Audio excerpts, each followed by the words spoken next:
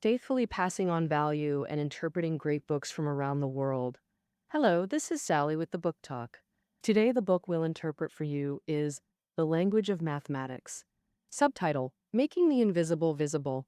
Italian physicist Galileo once famously said, "The book of nature is written in the language of mathematics." This book's title comes from that. This book tells the history of how various branches of mathematics developed and how they describe our world. The author of this book, Keith Devlin, is a professor at Stanford University in the U.S.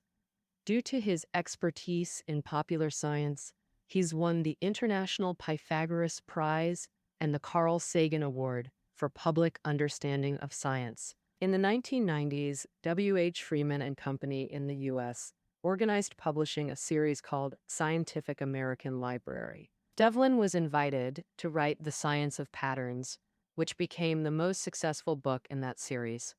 And after that book was published, Devlin felt unsatisfied and thought much exciting content was left out.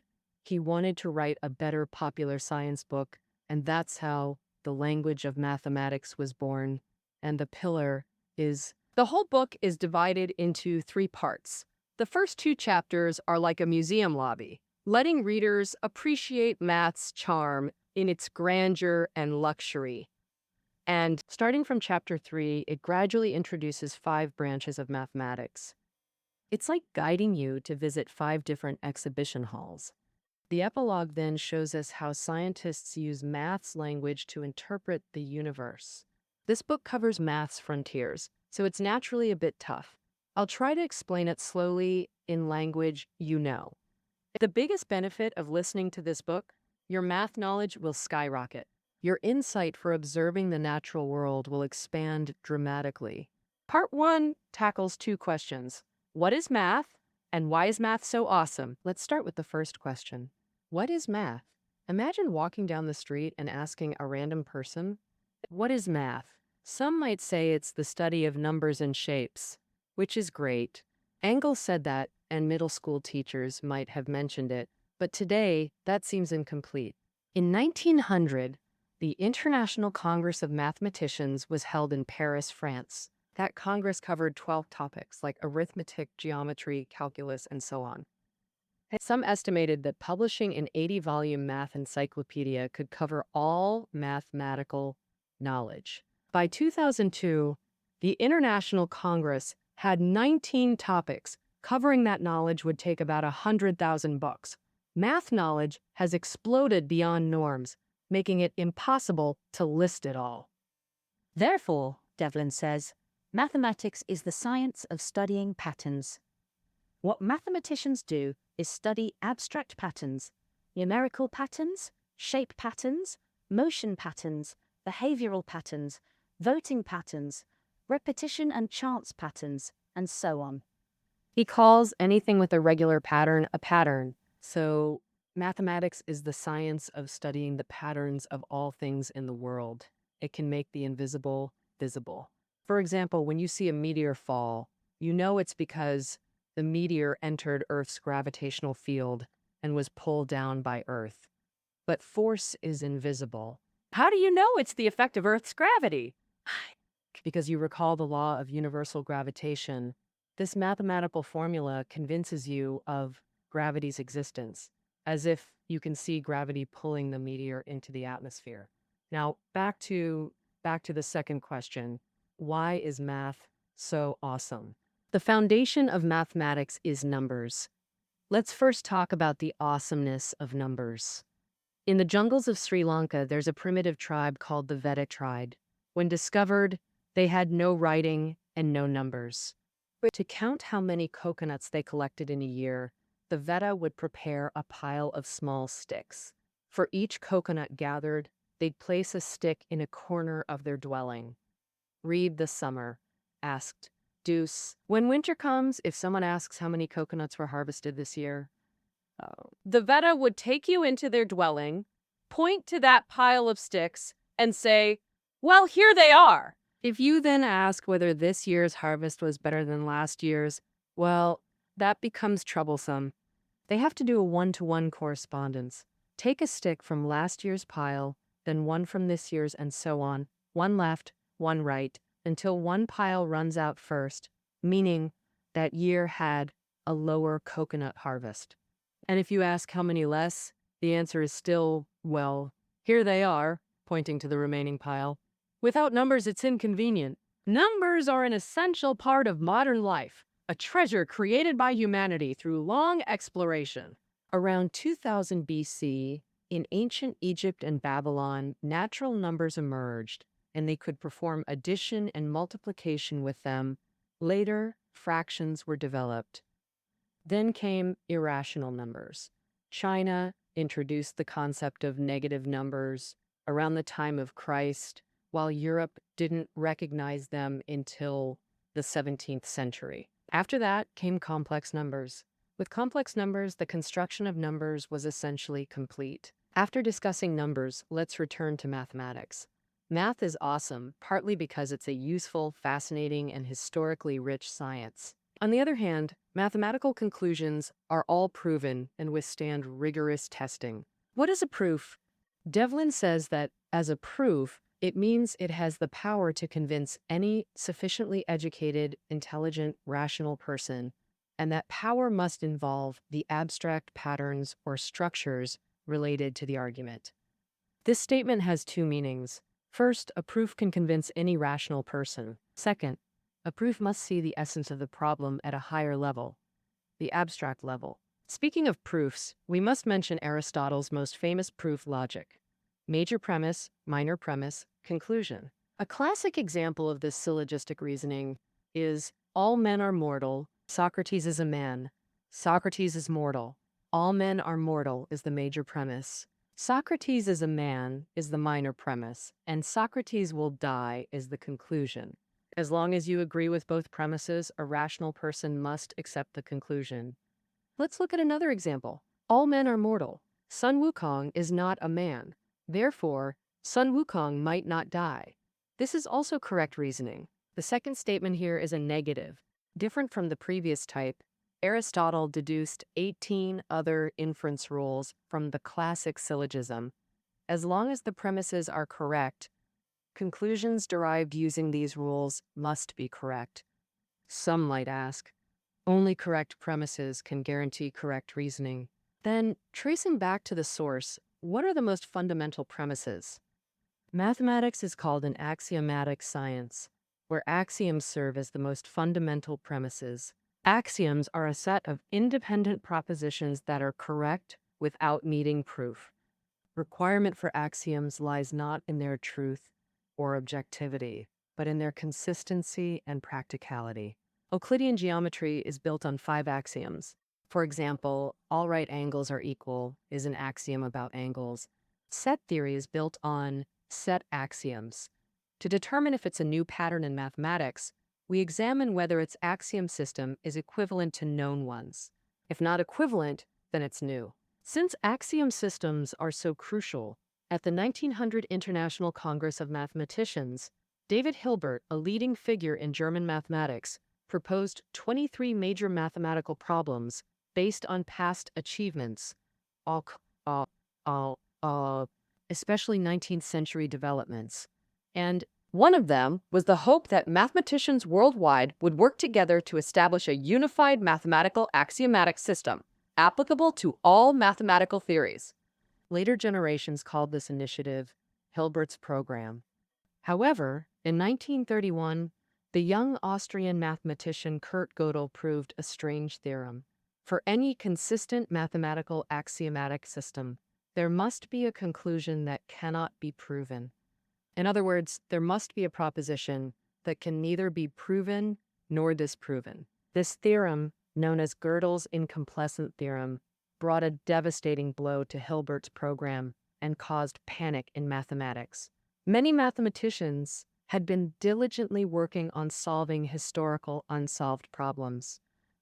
Problems like Goldbach's conjecture, Fermat's last theorem, the prime number theorem, they were happily immersed in their work.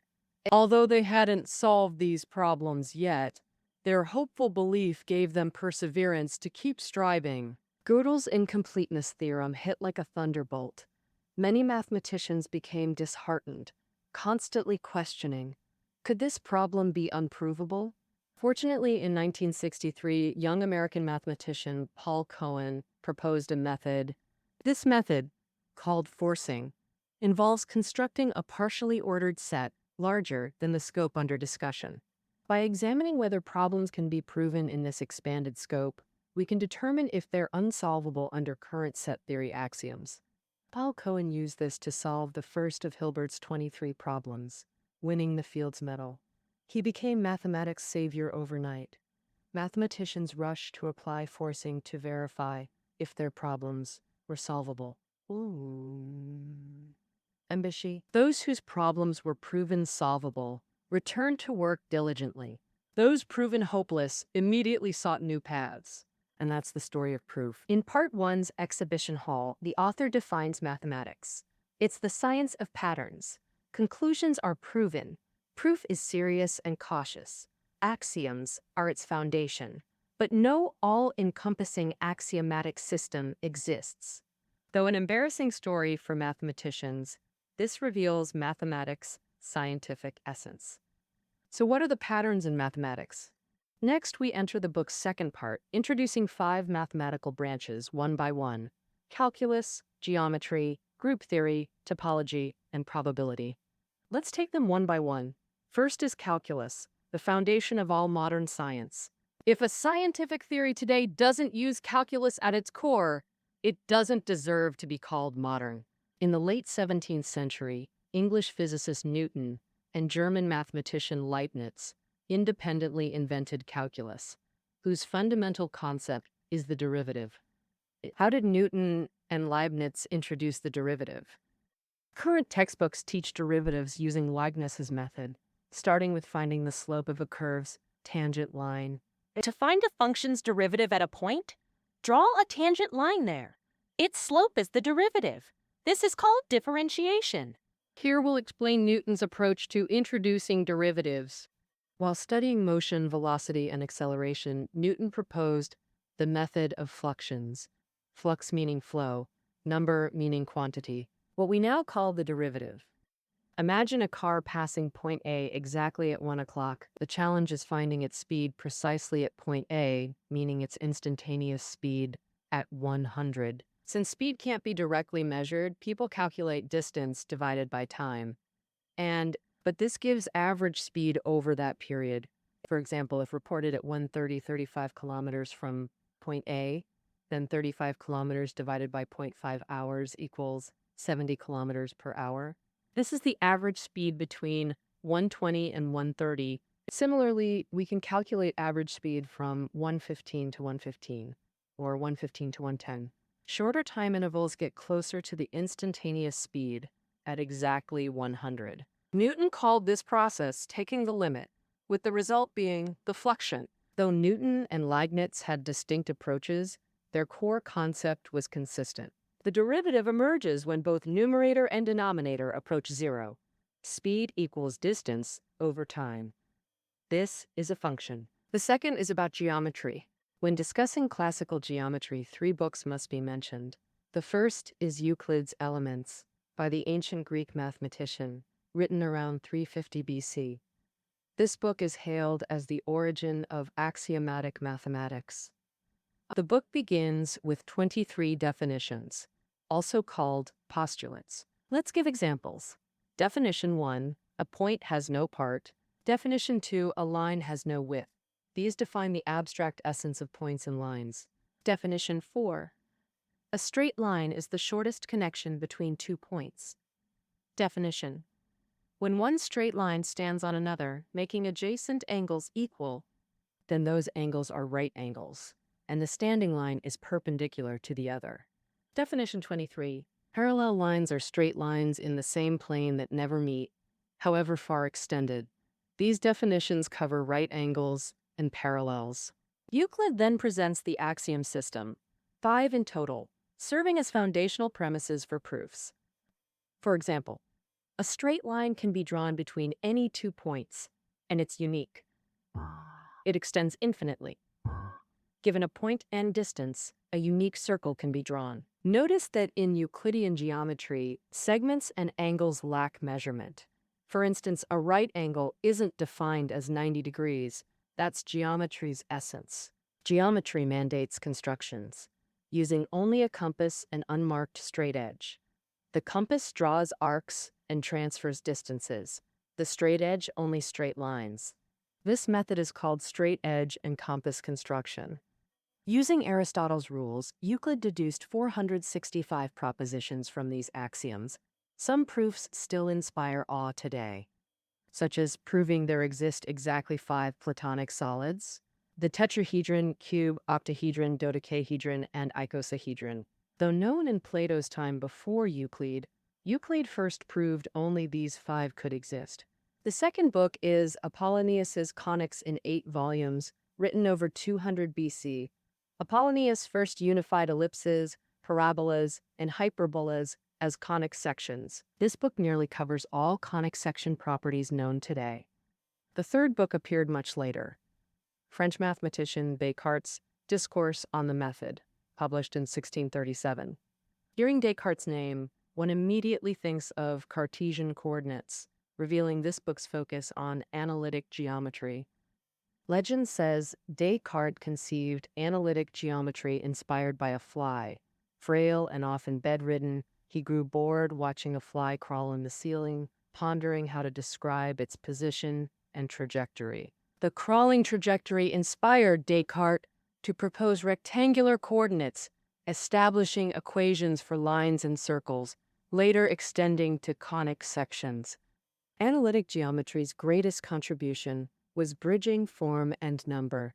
From Euclid's non-metric geometry to Descartes' quantification, mathematical tools grew exponentially powerful, solving previously intractable problems. Since ancient Greece, people knew straight edge and compass couldn't square a circle, double a cube, or trisect an arbitrary angle, but they couldn't prove why. With numbers introduced, geometric problems linked to solving equations and impossibilities were proven. The third mathematical theme is group theory, a branch of mathematics. Math majors typically study this in their third year. We'll leave rigorous group discussions to classrooms. Instead, let's discuss group theory's essence. Symmetry is natural beauty. Tiananmen's bilateral symmetry is beautiful, depicted on China's emblem and coins. The Taoist yin-yang symbol radiates harmony. Rotated 180 degrees around its center, both halves coincide. Tiananmen displays reflection symmetry. The yin-yang fish exhibits rotational symmetry. Elevating visual symmetries into mathematics unlocks richer expressions. Symmetric shapes share a trait.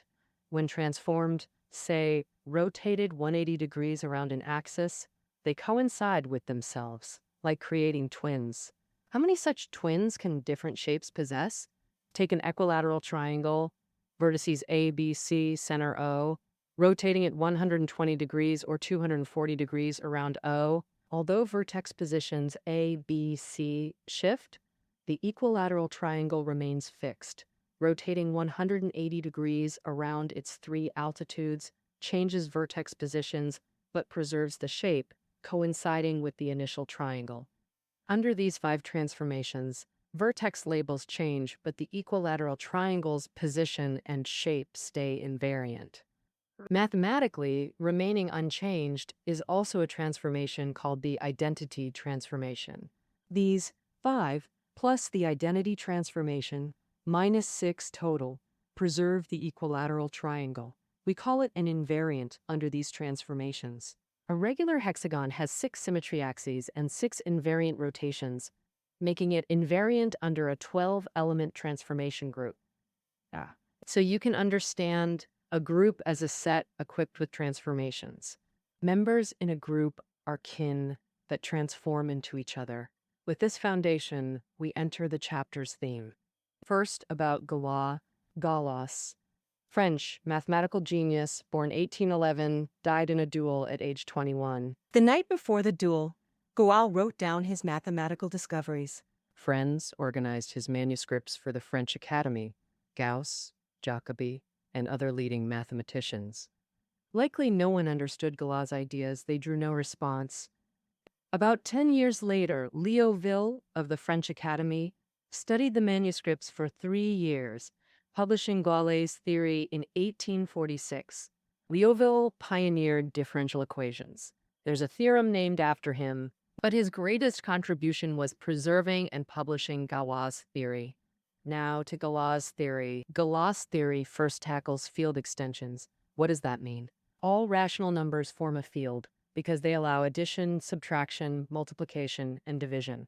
All real numbers also form a field under these operations, but integers don't. Dividing two integers may not yield an integer. Among infinite fields, the rationals are smallest. Adding square root 2 to rationals with defined operations creates a slightly larger field. So we expand the rational number field to the real number field, then to the complex number field for application.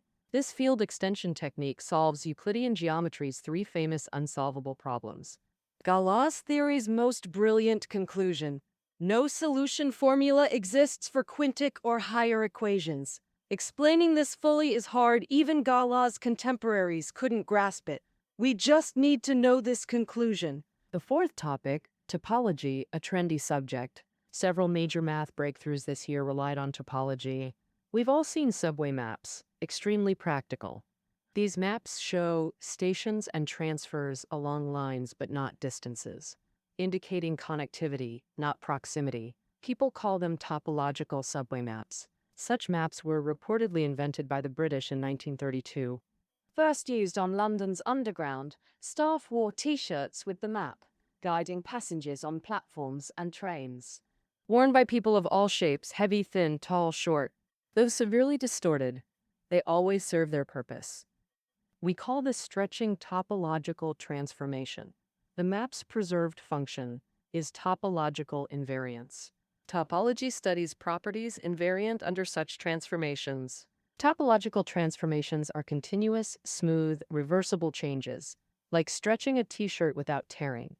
Another example, inflate a bike tire. Pressing, twisting, pulling are topological transforms. Even if twisted like rope, if undamaged, it springs back. Topology. Its essence is reversibility. Poke a hole or tear the T-shirt, it can't revert.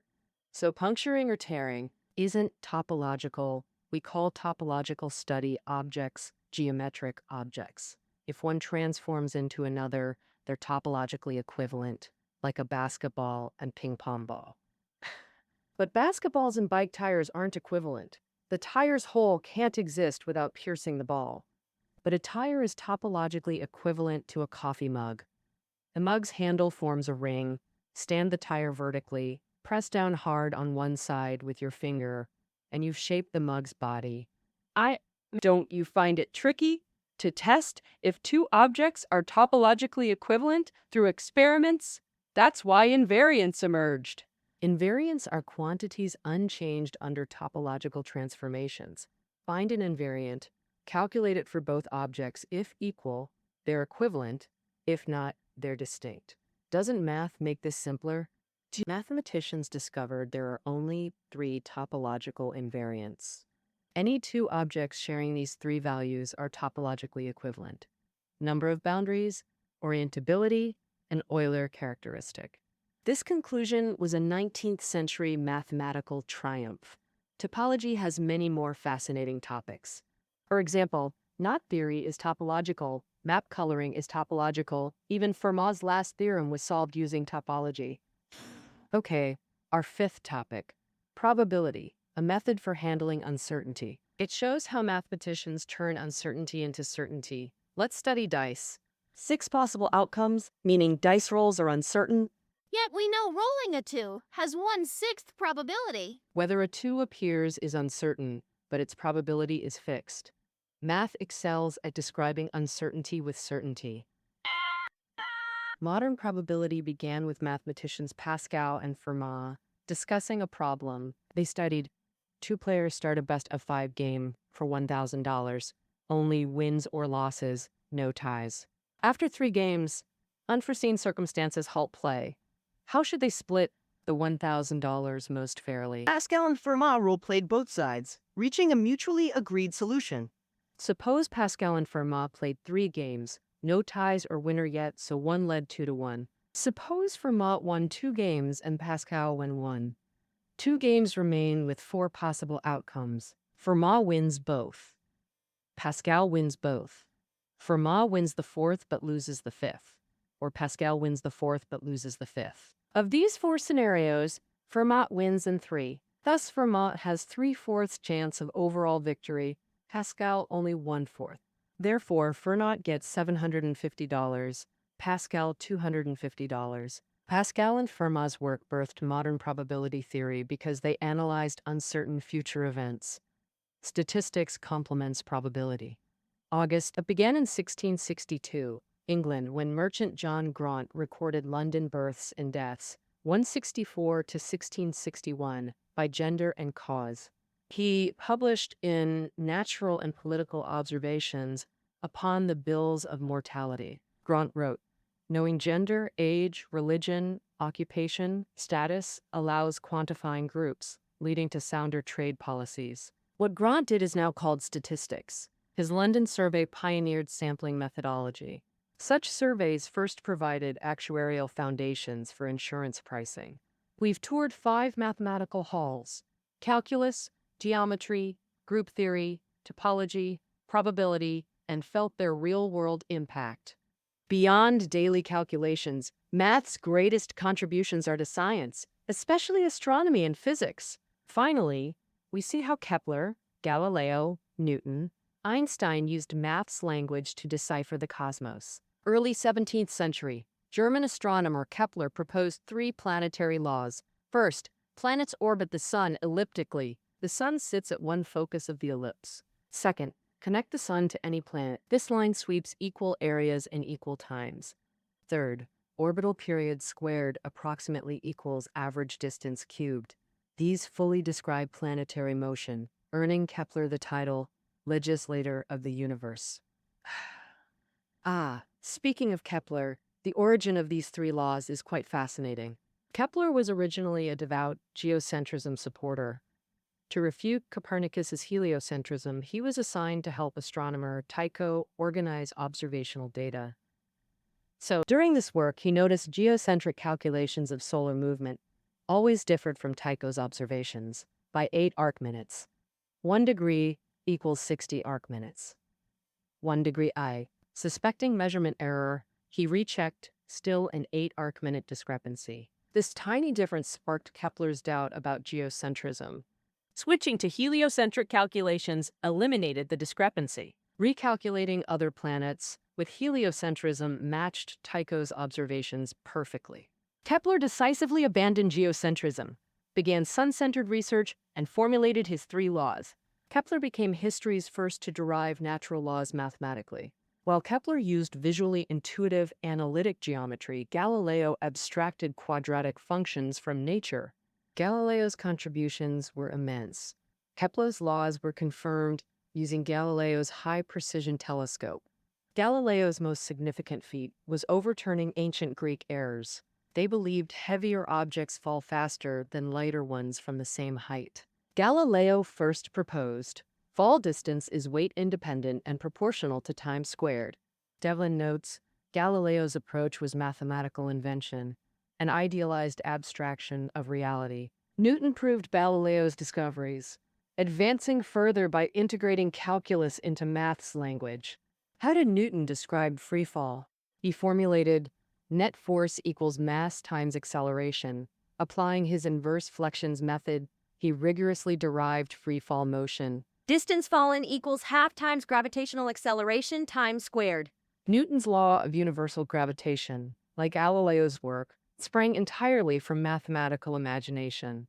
Thus, with Newton, classical mathematics reached its zenith. To date, the scientist who pushed mathematics to its limits in the physical world must be Einstein. In his 1905 paper on the electrodynamics of moving bodies, Einstein proposed special relativity, its core being that in inertial frames, all motion is relative with no preferred reference frame. However, reaching this conclusion required accepting light speed as medium independent. That is, light speed remains constant. This paper's foundation was the Lorentz transformation group. From Lorentz transformations, Einstein predicted time dilation, length contraction, mass energy equivalence, all unimaginable then. After publishing Special Relativity, Einstein remained fixated on light's relationship with gravity and acceleration. In 1905, he published another paper exploring gravity or acceleration effects on light within Special Relativity. His attempt to describe gravity using Riemannian geometry is widely seen as general relativity's genesis. A decade later, Einstein formulated gravitational field equations, completing general relativity's dynamical framework. Einstein's entire relativity development shows his theories were fundamentally mathematical constructions. Math wasn't just his tool, it was his language for describing scientific discoveries. Einstein's predictions were repeatedly confirmed experimentally, most famously through stellar observations. General relativity predicted light bends in gravitational fields. On May 29, 1919, during a solar eclipse, astronomers unexpectedly observed stars behind the sun, proving light bent around it. Additionally, general relativity predicted universal expansion. In 1929, American astronomer Edwin Hubble confirmed this expansion. Gravitational waves, predicted by Einstein's field equations, were confirmed in 2016. In every case, mathematical description preceded experimental confirmation. In the epilogue, Devlin writes, "There's so much more, truly so much, but every book must end. After these mathematical stories, do you see the world more clearly?" Well, all right, that wraps up our interpretation of the language of mathematics for you. Reading notes are below the audio. We'll see you next time.